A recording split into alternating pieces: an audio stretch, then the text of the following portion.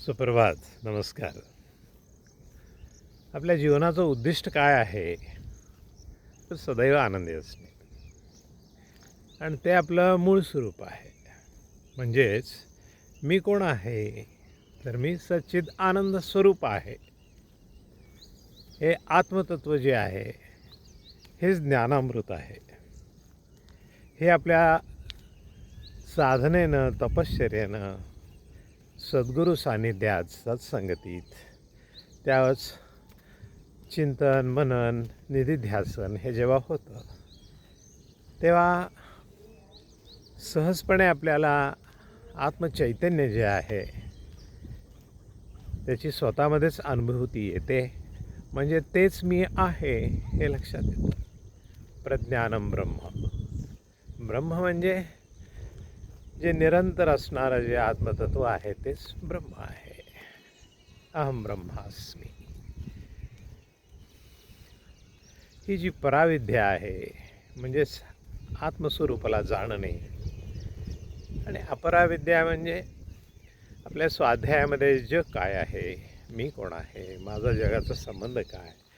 म्हणून जगामधलं जे कर्तव्य कर्म किंवा जे कार्य करतो ते खरं पाहिलं तर अंतरंग शुद्ध होऊन त्या परतत्वाशी जोडण्यासाठी आहे.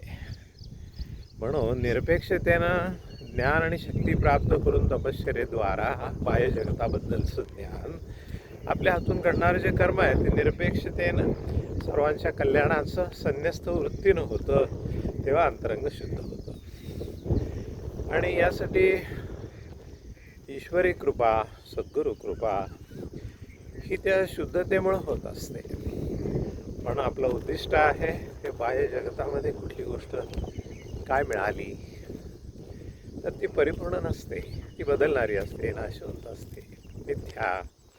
आणि त्यामध्ये बंधनामध्ये अडकण्यापेक्षा त्या बाह्य कर्मामध्ये आपल्याला अंतरंग शुद्ध होऊन निर्मळत्वानं आत्मस्वरूपाचं ज्ञान प्राप्त व्हावं. मी कोण आहे, अमृततत्व, परातत्व,